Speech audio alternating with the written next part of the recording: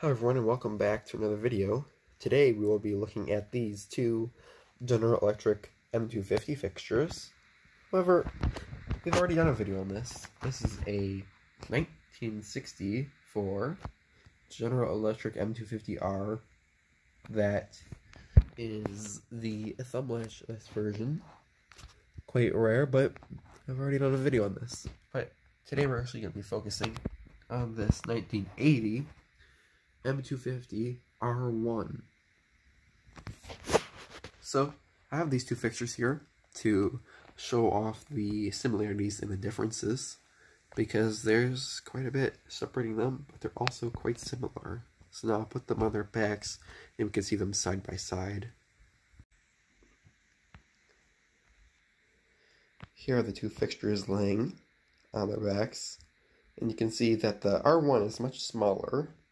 This fixture uses less metal than the R, so it's cheaper to make, and it's got a few other differences, the NEMA tag and the plastic lens, but you can also tell they're quite similar. Alright, so here we have just the R1 by itself, so we can take a closer look at this particular fixture. So I have it laying like this so we can see the top, and when we look at the top, we will notice that it's quite plain. There's really nothing to look at up here. There's just some external slip fitter bolts up towards the end there. There's the photocell socket. I have a shorting cap on it right now because it's broken. I can get a replacement. I just have to source one, but General Electric still makes them. Here you got a spot to level the fixture, and that's not apparent on the R fixture. And then the last thing here is on the end, there is the bale style latch, and you just pull on this and it opens like that. Now this might be possible for this to come undone. I've seen it a couple times before. These are not necessarily the most secure latching systems, but most fixtures use this style of latch now. It's cheaper to make than the button style latches, and they work good enough. Now, looking at the door, we can still see some of these details here that were omitted on the R2 version. Kind of too bad, because they gave it a little bit more style, but well, they could afford it. So the door is pretty simple. On the back we have on the bottom actually, we have the reflective 10 NEMA sticker, which 100 watt high pressure sodium. There's a little line above this NEMA tag, and I'm not really sure what that's for, but that's on all R1 fixtures. I think it's on the R2. Then you have the GE logo embossed here, as you'd expect. The R2, again, doesn't always have that, so that's, again, some detail that they decided to remove in some versions. 2 drain holes, and then the plastic lens here. It's not really anything particularly specialized or anything. It's a pretty basic fixture, but it certainly does its job.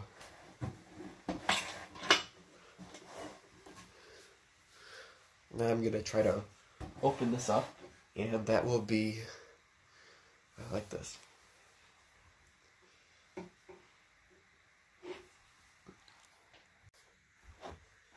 I'm going to open the fixture. So I'm going to pull this open. And of course, you have to be careful with it, because these can break. Now the door is separated. So, we'll first take a look at the door. So on the inside, it's very, very simple. I didn't clean it yet, but of course you'd expect these get very dirty when they've been sitting up there for 20-30 years, and no one takes the time to clean it out. Here's the inside of the lens. Some molded tabs there that hold in the lens, and then this little key here. So if I turn this out, you can remove the lens.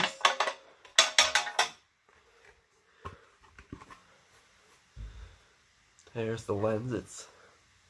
It's pretty heavy for a plastic lens. It's certainly nicer than the lens on the 115 I have. So nothing really wrong with this. It's not really yellowed or anything. It does have the GE logo and two-way on it. The part number.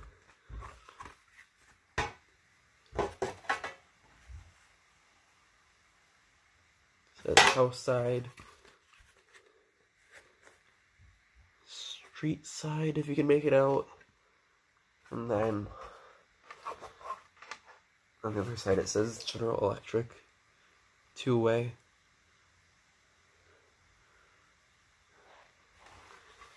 I actually quite like the pattern on this lens. And this, I think, looks a lot better on this fixture than the shallow lens. So I'm glad to have it, though the deep glass lens would have been even better. Again, the door, you can see how this latch is made. It's very simple.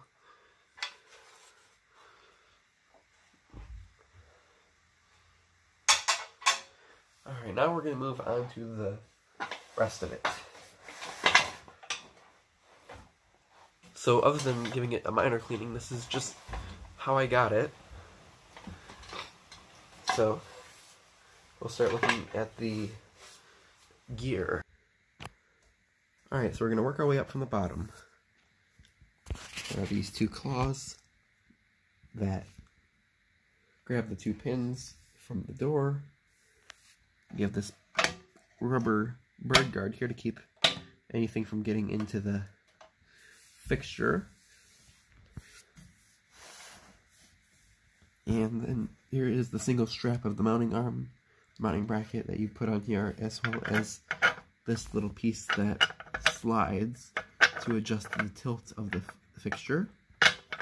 So that moves. Pretty simple. Here is the tag. See if there you go. That's the tag. All the information.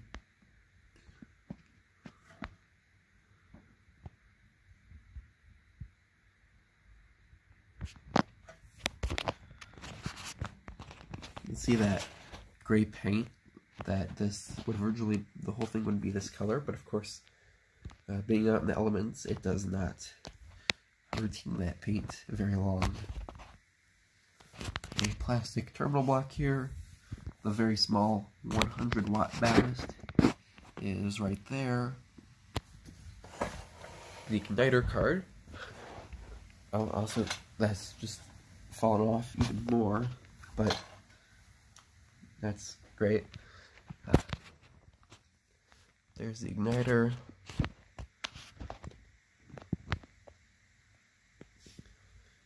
Looks pretty simple. And then the reflector with the gasket. This gasket had originally fallen off when I got the fixture. I glued it back on, and it's just as good as it was, so that's pretty good. The bulb is the one that came with it. Take a closer look at that. It's a GE, if I can find the etch. Come on. GE Hungary Lukalux bulb.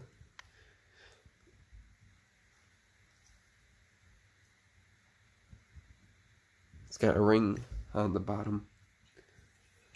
So that's the bulb. It's very simple. It's nice to have the original bulb to the fixture.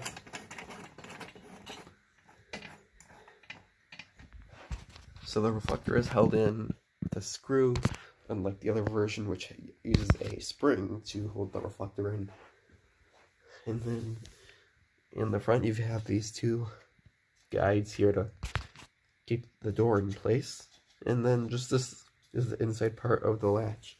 And other than that, that's everything. Yeah, there's not a lot. It's very simple, not super stylized, not nearly as nice as that fixture, but it certainly is a step up compared to anything that you see made today. So now I'm going to get this put back together so you can see what it looks like.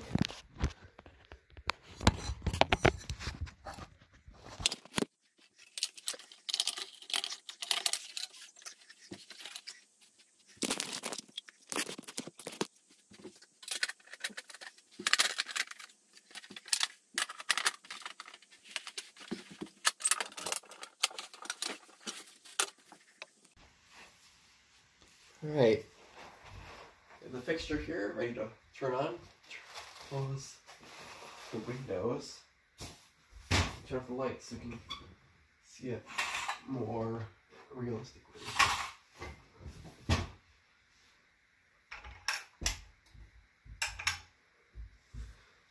Alright, so we have the fixture here, and we're going to turn it on in 3, 2, 1.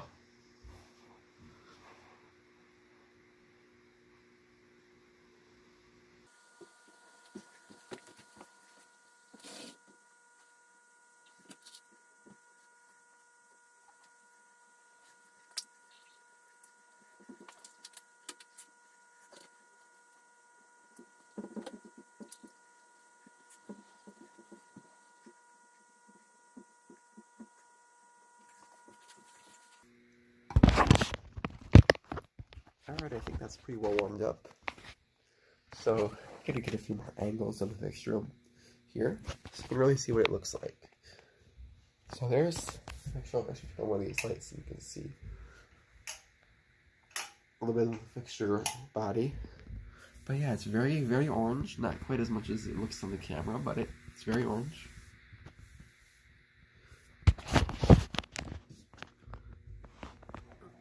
Well, that is very bright. See the cute logo and all the detail on that lens.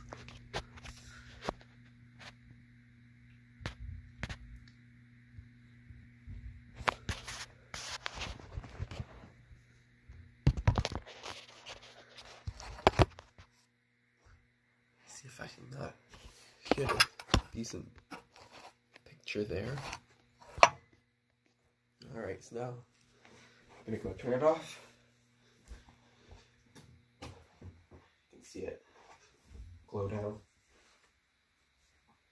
Yes, that arc tube gets very hot, so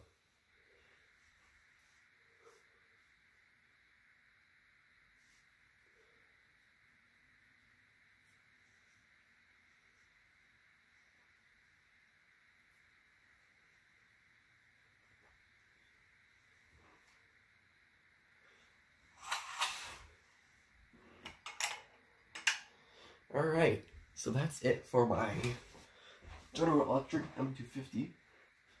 M250r1. Hope you guys enjoyed the video of this fixture. Anyway, thank you guys for watching, and bye for now.